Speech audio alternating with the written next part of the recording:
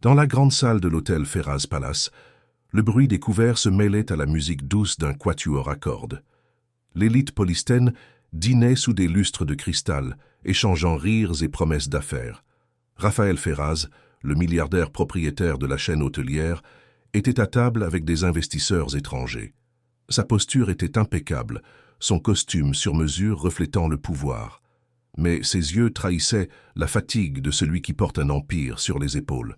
La nouvelle serveuse Renata Silva observait de loin en équilibrant un plateau de verre. Elle n'était à ce poste que depuis 2 semaines, essayant de se relever après l'enfer qu'elle avait vécu.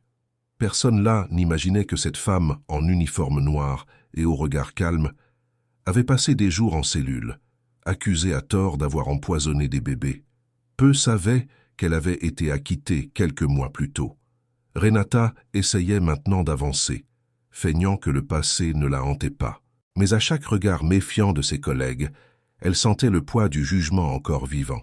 « La table 7 a besoin de vin, Renata, » dit Sweli, désormais gérante du restaurant. « Et attention, c'est un client important. » Renata inspira profondément et marcha jusqu'à la table indiquée. Là se trouvait Raphaël, entouré d'hommes en costume et d'une femme élégante aux cheveux blonds, Cassia Drummond, tout juste sortie de prison préventive, maintenant en liberté provisoire, en attendant son procès. Le monde est trop petit quand le destin veut ironiser quelqu'un. « Encore du vin, monsieur » demanda Renata, contrôlant le tremblement de ses mains. Raphaël leva les yeux et, pendant une seconde, resta paralysé. « Renata, c'est toi ?» Elle garda une voix professionnelle. « Oui, monsieur. Bonne soirée. » Cassia haussa les sourcils, surprise et irritée. « Alors c'est ici que tu travailles maintenant ?» demanda-t-elle, le ton venimeux déguisé en gentillesse. Renata sourit avec sérénité. « Oui, docteur. Ici, on traite bien ceux qui travaillent correctement. » Les investisseurs étrangers observèrent la scène sans comprendre le portugais. Raphaël, gêné, tenta de changer de sujet. Pour détendre l'atmosphère, l'un des invités, un magnate russe nommé Alexei Morozov, plaisanta dans sa langue natale. « Kakaya Krasivaya Slujanka » Quel bel employé. La table rit. Raphaël, voulant impressionner, répéta quelque chose en russe qu'il avait appris lors de voyages d'affaires. « Ti slishkom krasivaya. Shtobi bit prosto officiantkoi. » Tu es trop belle pour être seulement une serveuse. Le groupe éclata de rire. Mais le rire cessa quand Renata répondit couramment, également en russe. « Avi slishkom bogati shtobi ponimat prostotu sertsa. » Et vous êtes trop riche pour comprendre la simplicité du cœur. Le silence s'installa. Cassia écarquilla les yeux et les investisseurs se regardèrent, surpris. Raphaël resta sans voix. Renata, calmement, ramassa les verres vides et s'éloigna. « Qu'a-t-elle dit » demanda Alexei, curieux. Raphaël inspira profondément. « Que je suis trop riche pour comprendre le cœur simple. » Les Russes sourirent, admiratifs. « Elle est courageuse, » commenta l'un d'eux, « et elle parle russe mieux que toi. » En cuisine, Sweli serra Renata discrètement dans ses bras. « Ma fille, qu'est-ce que c'était que ça ?»« J'ai juste dit la vérité, donna Sweli. »« Mais tu parles russe ?»« Je l'ai appris avec mon père. Il était traducteur avant de mourir. » Dans la salle, Cassia essayait de dissimuler son malaise. « Raphaël, tu as vu, elle l'a fait exprès pour t'humilier. »« Non, Cassia, elle a seulement répondu, et avec classe. »« Classe ?» rétorqua-t-elle irritée. « C'est de l'insolence. » Raphaël se leva, sentant une impulsion étrange. « Excusez-moi. » Il marcha jusqu'aux coulisses et trouva Renata en train de laver des verres. « J'ai mérité cette réponse. »« Non, monsieur, vous méritiez seulement un miroir. »« Un miroir ? Pour voir comment vous parlez à ceux qui n'ont pas de pouvoir. » Il sourit, un sourire fatigué mais sincère. « Tu as changé. J'ai survécu, monsieur. Ça change n'importe qui. » Pendant ce temps, Cassia observait depuis la table avec des yeux pleins de haine. Il ne suffisait pas d'avoir perdu l'amour de Raphaël. Maintenant, il semblait admirer cette femme simple. À la fin du service, Renata prit le métro bondé pour rentrer chez elle. Le bruit des rails lui rappelait le son des moniteurs à l'hôpital quand Elena et Sofia étaient hospitalisées. Elle ferma les yeux. Ce souvenir était encore trop vif. Le lendemain, le gérant de l'hôtel l'appela dans le bureau administratif. « Renata, Monsieur Ferraz a demandé que tu serves personnellement à l'événement gala de la semaine prochaine. Elle faillit refuser, mais savait qu'elle avait besoin de l'emploi.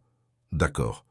Pendant les jours suivants, des rumeurs coururent parmi les employés. Certains disaient que Raphaël était intéressé par elle. D'autres, que Casia allait se rapprocher de lui par vengeance. La nuit du gala, Renata portait un nouvel uniforme. La salle était remplie d'autorités, d'hommes d'affaires et de journalistes. Raphaël monta sur scène pour annoncer l'inauguration d'une fondation pour enfants en hommage à ses filles.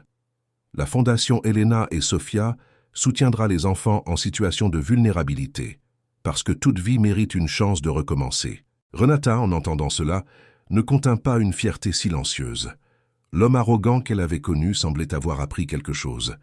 Après le discours, il s'approcha. « Puis-je te remercier ? » ?»« Pourquoi ? » »« Parce que tu m'as appris à écouter. » »« Je n'ai rien appris, monsieur. Vous avez seulement commencé à écouter. » Ils se regardèrent pendant quelques longues secondes. Il y avait quelque chose là que ni l'un ni l'autre ne pouvaient nier. Mais la nuit réservait encore des surprises. Près de minuit, Casia apparut parmi les invités, vêtue d'une robe rouge en soie et d'un sourire dangereux. « Quelle belle fête, Raphaël !» Elle leva son verre. « Dommage que ta serveuse parle mieux russe que tes investisseurs. » Raphaël essaya d'ignorer, mais elle continua. « Sais-tu ce qui m'intrigue le plus ? Cette fille semble attirer la tragédie partout où elle passe. » Renata sentit son sang se glacer. « Casia, s'il te plaît, » avertit Raphaël. « Où as-tu oublié, Raphaël ?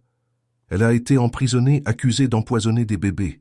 Tes filles, d'ailleurs. » La salle entière se tut. Le son de l'orchestre s'arrêta. Les reporters se tournèrent, micro levé. Renata resta immobile. Le passé qu'elle essayait d'enterrer explosait à nouveau devant tous. « C'est un mensonge, » dit-elle fermement, « et vous le savez mieux que quiconque. » Casia rit, feignant l'innocence. « Calme-toi, chérie. Je ne fais que rappeler les faits. » Mais avant que Raphaël ne puisse réagir, une voix ferme résonna parmi les invités. « Assez. » C'était Sueli qui avait été invité à l'événement. « J'étais là. J'ai vu ce que cette femme a fait. » Elle pointa Casia. « C'est la docteure ici qui a empoisonné les petites. » Un bourdonnement prit la salle. Les caméras se tournèrent vers elle. Raphaël descendit de la scène et se plaça entre les deux femmes. « C'est vrai, Casia ?» Elle perdit son sourire. « Tu vas la croire, elle ? Je t'ai cru une fois et j'ai failli perdre mes filles. » Casia essaya de partir, mais les agents de sécurité s'approchèrent. Renata, tremblante, retenait ses larmes. « Je ne voulais pas que ça revienne, » dit-elle. « Je voulais seulement travailler en paix. » Raphaël la regarda. « Et c'est exactement ce que tu auras. Paix et respect. » Cette nuit-là, la vidéo de la confrontation devint virale. « Serveuse affronte médecin corrompu lors d'un gala de milliardaires », disaient les manchettes. Mais pour la première fois, Renata ne ressentit pas de honte. Elle ressentit la justice. 3 jours plus tard, Raphaël apparut au restaurant, hors des heures. « Je viens t'offrir un travail. »« J'en ai déjà un. Pas comme serveuse, comme coordinatrice de la fondation Elena et Sofia. Je veux que tu diriges les projets sociaux. » Renata hésita. « Pourquoi moi ? Parce que personne ne comprend mieux la valeur d'une seconde chance que toi. » Elle le regarda en silence pendant quelques secondes. « J'accepte, mais à une condition. »« Laquelle ? » ?»« Que vous cessiez de m'appeler monsieur. » Raphaël rit pour la première fois depuis longtemps. « Marché conclu, Renata. » Et ainsi commença une nouvelle phase, non seulement pour elle, mais pour tous ceux qui témoignèrent que l'humilité et le courage valent plus que n'importe quelle fortune. Les semaines suivantes furent intenses. Renata plongea dans le travail de la fondation avec un dévouement qui impressionnait tout le monde. Elle visitait des abris, parlait avec des mères célibataires, organisait des campagnes. Les caméras qui la poursuivaient auparavant voulaient maintenant l'interviewer, mais elle refusait toutes. « Je ne veux pas de gloire, seulement un but », disait-elle. Raphaël observait de loin. Il admirait sa sérénité, la façon dont elle transformait la douleur en empathie. Et peu à peu, il commença à réaliser que la fondation qu'il avait créée pour se guérir guérissait une autre partie de lui qu'il ignorait. Par un après-midi pluvieux, Renata arriva au bureau avec les cheveux mouillés. « Je pensais que tu ne viendrais pas, » dit Raphaël, levant les yeux des papiers. « J'ai promis que je viendrais, même avec l'orage. Les enfants de l'abri n'annulent pas leurs problèmes à cause de la pluie. » Raphaël sourit. « Tu es impossible. Et vous insistez encore à m'appeler monsieur. » Ils rirent. La tension entre eux commençait à changer de forme. Ce n'était plus seulement du respect ou de l'admiration, c'était quelque chose de plus profond, silencieux, mais croissant. Cette même semaine, une lettre arriva à la fondation adressée à Renata, sans expéditeur. À l'intérieur, seulement une photo, elle servant du vin la nuit du gala, et au dos, un message écrit à la main.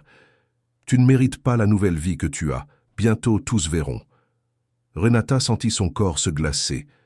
Raphaël, en lisant, fronça les sourcils. « C'est une menace. Ce doit être l'œuvre de gens rancuniers sur Internet. » « Non, Renata, c'est sérieux. » Il appela la sécurité de l'hôtel, fit vérifier les caméras et renforça la surveillance. Mais Renata savait exactement d'où venait cette haine. Kasia Drummond. Bien qu'elle soit à nouveau sous enquête, elle avait été libérée sous caution, en attendant son procès. Et maintenant, apparemment, elle était prête à détruire Renata à nouveau. 3 jours plus tard, un article anonyme commença à circuler sur les réseaux. La nouvelle directrice de la fondation Elena et Sofia a un passé criminel et une relation avec le milliardaire Raphaël Ferraz. Avec de vieilles photos, des titres déformés et des mensonges réchauffés, l'enfer recommençait. Renata pleura seule dans les toilettes de la fondation. Raphaël entra sans frapper. « J'aurais dû prévoir ça. »« Ce n'est pas ta faute. J'aurais déjà dû m'y habituer. »« Non, Renata. Personne ne devrait s'habituer à l'injustice. » Il la serra dans une étreinte brève, respectueuse, mais pleine de sens. « Je promets que personne ne te blessera plus. » Les jours suivants, les avocats de Raphaël travaillèrent à poursuivre les responsables de la diffamation. Mais le dommage émotionnel était fait. Renata pensa à abandonner. Sweli vint la voir. « Tu as tant lutté pour arriver ici. Vas-tu la laisser gagner ?» Renata inspira profondément. « Non, je ne la laisserai pas. » Le samedi, la fondation organisa un événement caritatif avec les enfants des abris. Elena et Sofia, maintenant âgées de 2 ans, couraient dans le jardin, riant. Raphaël les regardait jouer avec Renata et réalisa que c'était le tableau de la paix qu'il avait toujours cherché. « Tu es la raison pour laquelle tout cela fonctionne, » dit-il. « Non, Raphaël. La raison, ce sont elles. Ces petites me rappellent tous les jours que ça vaut encore la peine de croire. » Soudain, l'un des agents de sécurité s'approcha, affolé. « Monsieur Ferraz, il y a une femme qui essaie d'entrer par l'arrière. Elle dit qu'elle est médecin et qu'elle a des documents importants sur la fondation. » Raphaël sentit son estomac se nouer. « Kasia. » Avant qu'il ne puisse réagir, Kasia était déjà dans la salle. Elle portait un tailleur sombre et un faux badge. Les invités commencèrent à murmurer. Elle monta sur l'une des marches de la scène improvisée. « Bon après-midi à tous. Je suis venu révéler la vérité sur cette femme qui se fait passer pour une héroïne. » Renata se figea. Raphaël essaya de l'atteindre, mais Kasia leva un dossier. « J'ai ici des preuves que Renata Silva a détourné des ressources de la fondation pour un usage personnel. » Un murmure de choc parcourut la salle. Les reporters prirent des photos, micros surgirent de tous les côtés. « C'est un mensonge !» cria Renata, la voix tremblante. « Mensonge !» Kasia rit. « Les transferts sont ici, tous effectués du compte de la fondation vers le sien. » Raphaël prit les papiers et lut rapidement. Il y avait effectivement des relevés avec des mouvements suspects, signés numériquement au nom de Renata. Elle le regarda, désespérée. « Je jure, Raphaël, je n'ai pas fait ça. » Il ne répondit pas. Le public murmurait. La panique lui monta à la gorge. Soudain, Sweli apparut avec son téléphone à la main. « Patron, regardez ça !» Sur l'écran, une vidéo des caméras de sécurité du bureau montrait clairement une femme portant une perruque et tapant sur l'ordinateur de la fondation. L'image était assez nette pour reconnaître le visage, Kasia Drummond. La salle entière explosa en murmures. Raphaël leva lentement les yeux. « Assez, Kasia. » Elle essaya de fuir, mais les agents de sécurité la retinrent. « Tu as détruit trop de vies, » dit-il, la voix basse, ferme. « Cette fois, tu ne t'en sortiras pas. » La police fut appelée, et en quelques minutes, Kasia était menottée devant tous. Renata tremblait. Raphaël prit sa main. « C'est fini. » Mais elle n'y croyait pas encore. « C'est vraiment fini ? » ?»« Oui. Et maintenant, le monde entier saura qui tu es vraiment. » 2 jours plus tard, la nouvelle se répandit. médecin arrêté après avoir tenté d'incriminer la directrice d'une fondation pour enfants. Renata put enfin respirer. Mais sa paix ne venait pas des manchettes. Elle venait des enfants qu'elle aidait tous les jours, du rire d'Elena et Sofia, et de la certitude que la vérité, aussi tardive soit-elle, finit toujours par apparaître. Une certaine nuit, quand tous étaient partis, Raphaël apparut dans le bureau de la fondation avec 2 tasses de café. « Toujours au travail » demanda-t-il. « Je viens de finir. »« Tu ne sais pas te reposer.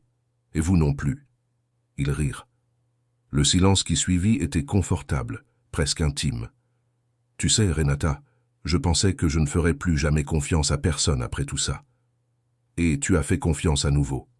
Oui, à toi. » Elle détourna le regard. « C'est dangereux, Raphaël. Le danger est de feindre que nous ne ressentons rien. » Renata soupira. « Nous venons de mondes différents. L'amour ne comprend pas les mondes. » Pendant un moment, le temps sembla s'arrêter.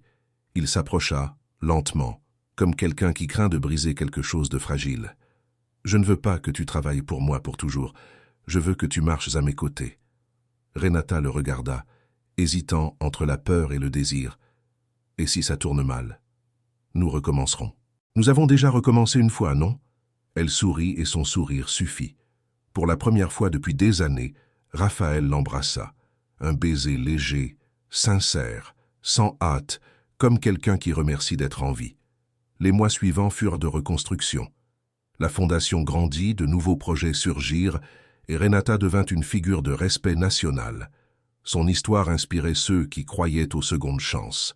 Un dimanche ensoleillé, dans le jardin de la mansion Ferraz, un événement simple réunissait employés et enfants de la fondation. Elena et Sofia jouaient avec d'autres enfants, tandis que Renata servait du gâteau. Raphaël observait de loin, les yeux humides. Sueli s'approcha et commenta à voix basse « Vous semblez heureux, patron. »« Je le suis, Sueli. Pour la première fois, je le suis. Et elle aussi, vous pouvez en être sûr. » Au milieu de l'après-midi, Raphaël monta sur la petite scène et fit un discours improvisé. « J'ai toujours pensé que le pouvoir était de contrôler ce qu'on veut. Aujourd'hui, je comprends que le vrai pouvoir est de reconnaître quand quelqu'un a amélioré votre vie simplement en existant dedans. » Les invités applaudirent. Renata essaya de cacher ses larmes. Ensuite, Raphaël sortit une petite boîte de sa poche et s'agenouilla devant elle. « Renata Silva, tu as transformé ma vie, mes filles et mon cœur. Veux-tu m'épouser ?» Elle porta les mains à sa bouche, stupéfaite. Elena et Sofia coururent vers eux, criant « Maman !» et le jardin entier explosa d'émotion. Renata inspira profondément, les larmes coulant librement. « Oui, Raphaël, 1000 fois oui. » Des mois plus tard, le mariage eut lieu dans le même hôtel où tout avait commencé. Cette fois, pas de luxes inutiles, ni d'invités exhibant leur statut, seulement des personnes qui comprirent la valeur de la vérité. Sueli fut marraine, Donna Marcia porta les alliances, et les jumelles entrèrent avec des fleurs. Pendant la cérémonie, le prêtre dit « L'amour qui naît du pardon est le plus fort de tous, car il a déjà affronté la douleur et choisi de continuer. » Lors de la première danse, Raphaël murmura à l'oreille de Renata « Tu te souviens de ce que j'ai dit cette nuit au dîner quand tu m'as répondu en russe ? Je me souviens. J'ai dit que vous étiez trop riche pour comprendre la simplicité du cœur. Eh bien, j'ai appris la langue. Le russe ? Non, celle du cœur. » Elle rit entre les larmes. « Et qu'as-tu appris ? Qu'être milliardaire, c'est avoir de l'argent. Mais être aimé par toi, c'est être vraiment riche. » À la fin de la fête, quand tous furent repartis, Renata marcha jusqu'à la terrasse. La ville brillait en contrebas. Raphaël s'approcha par derrière et l'enlaça. « À quoi penses-tu ? À comment tout aurait pu être différent et à comment, malgré tout, ça a marché ? Rien n'arrive par hasard. Si tu n'avais pas traversé tout ça, tu ne serais pas la femme que tu es. Ni toi l'homme que tu es. » Il l'embrassa sur le front. « Et maintenant ? Maintenant, Raphaël, nous vivons. » Et c'est ce qu'ils firent. La fondation grandit, aidant des centaines d'enfants. L'affaire de Casia devint un symbole judiciaire d'éthique médicale et de manipulation émotionnelle. Renata et Raphaël devinrent un exemple que le pardon peut être le début d'un nouvel amour, pas la fin d'une souffrance. Des années plus tard, par un après-midi ordinaire, Elena et Sofia couraient dans le même jardin où tout avait commencé. « Maman, papa !» crièrent-elles, montrant des dessins colorés. Renata s'agenouilla. « Sans qu'ils sont beaux, qu'est-ce que c'est ?»« C'est nous, » répondit Helena. « Et ici, c'est le grand cœur dont tu parles toujours. » Renata sourit, émue. « Et qu'y a-t-il dedans ?»« De l'amour, » dit Sophia.